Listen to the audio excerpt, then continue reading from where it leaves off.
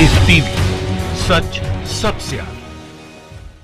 नमस्कार, आदाब। आप देख रहे हैं द लाइव टीवी। आपके साथ मैं मोहम्मद अफजल आलम। ईद में गले मिलना हो या दिवाली में दिए जलाना, ये गंगा जमनी तहजीब और आपसी भाईचारा, मोहब्बत, प्रेम, सद्भाव, आखिर हमारे मुल्क की जो ये परंपरा और सभ्यता थी, इसको किसकी नज़र लग गई? ये बात अब दोहराने की और याद करने की ज़रूरत है कि हम आखिर क्यों टूटते जा रहे हैं और बढ़ते जा रहे हैं। आपको एक तस्वीर दिखाता हूँ जो इस दिनों सोशल मीडिया पर बहुत वायरल हो रहा है। ये तस्वीर को देखिए। ये तस्वीर है कि लोग अब जो ठेले पे और रेहड़ी पे जो सब्जी और फल बेच रहे हैं, वो भी झंडा लगा करके बेच रहे हैं। ये अपना आइडेंटिटी बता रहे हैं कि हम हिंदुस्तानी नहीं बल्कि हम हिंदू हैं, हम मुसलमान हैं, हम सिख हैं, हम ईसाई हैं। हम दूसरे देश अगर जाते थे तो ये पहचान होती थी कि हम भारत के वासी हैं, हम हिंदुस्तानी हैं। लेकिन आज ये जो तस्वीर देखने को मिली है, क्या यही मोदी जी का न्यू इंडिया है? क्या यही सबका साथ, सबका विकास और सबका विश्वास का जो नारा था नरेंद्र मोदी का, वो इसी दिन निकले था? जहां एक और पूरी दुनिया आगे बढ़ रही है और आगे की ओर देख रही है, तो वहीं हम धर्म की ओर बढ़ते जा रहे हैं और आपस में भाईचारा खोते जा रहे हैं। लेकिन आखिर ऐसा क्यों हो रहा है, ये हम सबको समझने की ज़रूरत है। वो बाद में बात करेंगे, लेकिन आपको बताते हैं कि इसका इम्पैक्ट क्या पड़ा है, इसका असर दूसरे देशों पर क्या हुआ है। जो हमारे देश से जो पिछले 2 महीने में जो तस्वीरें निकल करके आई, जब से नागरिकता संशोधन कानून को लेकर के जो प्रोटेस्ट और हंगामा और बवाल शुरू हुआ है, वो लगातार अब भी थमने का नाम नहीं ले रहा। आपको एक और तस्वीर दिखाते हैं। ये तस्वीर है दिल्ली दंगे की। जब दिल्ली का दंगा हुआ था, ठीक उससे एक दिन पहले हर घरों में ये भगवा झंडा लगा दिया गया था कि लोग इससे पहचान जाए कि कौन सा घर हिंदू का है, कौन सा घर मुसलमान का है। और फिर इसको दोहराने की कहीं ना कहीं कोशिश की गई है। ऐसी तस्वीरें जब सोशल मीडिया पर वायरल होने लगी और जब ये विदेशों में पहुंची, तो जो भारत की छवि और शाख को नुकसान पहुंचा है, जो धक्का पहुंचा है। आपको मैं बता दूं कि कल ट्विटर पे एक ट्रेंड कराया गया गल्फ कंट्रीज़ में, जो सुन कर के आप चौंक जाएंगे, हैरान हो जाएंगे कि क्या ऐसा हो सकता है और क्या हमारे देश की इस तरह की छवि हो चुकी है। कल ट्विटर पे ये ट्रेंड कराया गया गल्फ कंट्रीज़ में, #send Hindus back to Modi. ये ट्रेंड कराया गया। इसे सुनकर, इसे देखकर हर हिंदुस्तानी का सर शर्म से झुक जाना चाहिए कि आखिर हमारे देश में, देश को लेकर करके जो छवि जा रही है बाहर, क्यों ऐसी जा रही है।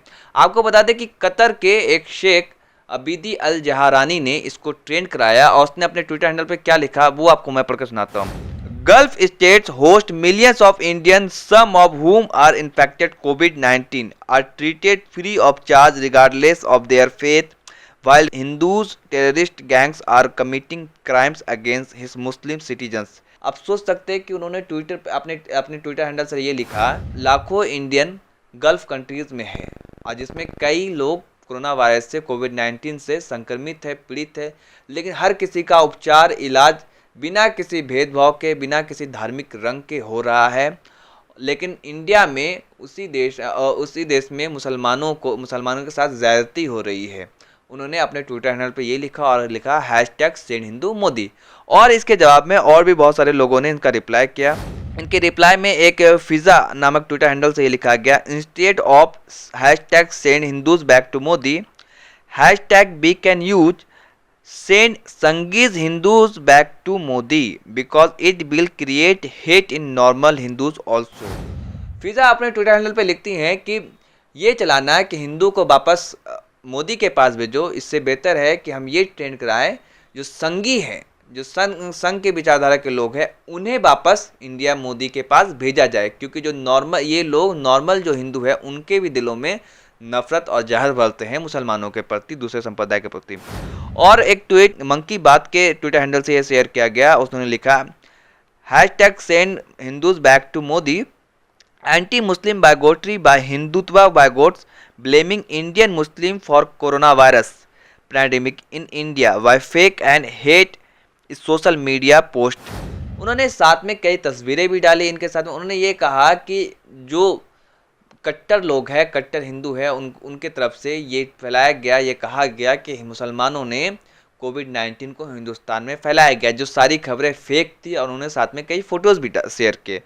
इसके अलावा और एक इंडियन पैट्रियट हैंडल से ये शेयर किया गया, ये लिखा गया, dear it's not good trending the name in Hindus because 85% of Hindu good people they earning bread for their family with all respect, and there is some Sangees sick minded Nazi got people spread poison in society like this guy।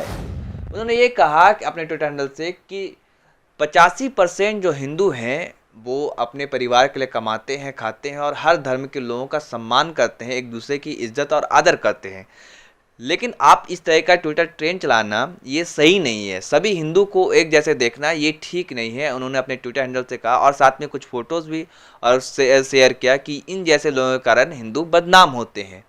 तो ये इस तरीके की कल Twitter पे trend कराया गया है। तो हम सब हिंदुस्तानी जहाँ पे एक साथ मिल करके जुल करके रहने की परंपरा है, लेकिन ऐसी तस्वीरें आना कहीं ना कहीं दिल में दुख देती है कि आखिर हमारे देश की छवि जो विदेशों में है वो खराब और धूमिल हो रही है।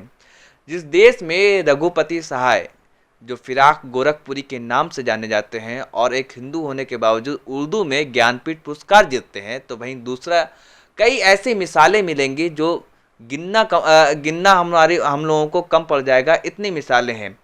तो मोहम्मद यूसुफ खान दिलीप कुमार के नाम से इस हिंदुस्तान में जाने जाते हैं। यही हमारे देश की गंगा जमनी तहजीब है और साजिश संस्कृति और विरासत है, लेकिन इसको कहीं ना कहीं इसको बिगाड़ने की और तोड़ने की एक कोशिश और एक साजिश हो रही है राजनीतिक पार्टियों के द्वारा, जो अपने राजनीतिक फ़ायदे के लिए अपने लिए इलेक्शन के लिए चुनाव जीतने के लिए सिर्फ और सिर्फ धार्मिक उन्माद फैला करके और ध्रुवीकरण करके इस तरीके का काम कर रहे हैं। कोरोना वायरस को भी हिंदू मुसलमान बना दिया।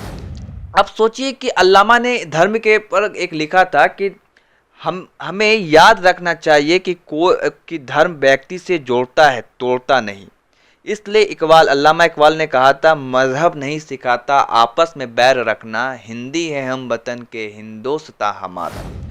तो भाई उन्होंने भगवान राम के लिए लिखा था, है राम के वजूद पे हिंदोस्तां को नाज, अहले नज़र समझते हैं उसको इमाम हिंद। तो ये सारी जो किस्से और कसीदे और कविताएं, कई तरह की नज़्म और तराने गाए गए हिंदू और मुसलमान को एक धागों में पिरोने के लिए और जोड़ने के लिए। तो भाई आज इस तरीके की घटनाएं हम लोगों के बीच सामने आ रही है कि लोग अब फल और सब्जी भी ठेले पे झंडा लगा करके बेच रहे हैं।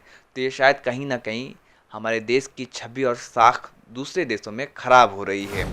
जिस प्रकार इस तरीके की तस्वीर सामने आ रही हैं, लोगों को पीटा जा रहा है, मॉब लिंचिंग की जा रही है, कहीं ना कहीं सरकार को चाहिए कि सख्त कदम उठाए और जो दोषियों को सज़ा मिले और इस तरीके की घटना रुके, क्योंकि जो हमारा देश है, जो साझी विरासत है, वो सब कुछ साथ लेकर करके एक साथ चलने वाला है और आपस में मोहब्बत, प्रेम, भाईचारा और यही हमारे देश की गंगा जमनी तहजीब है।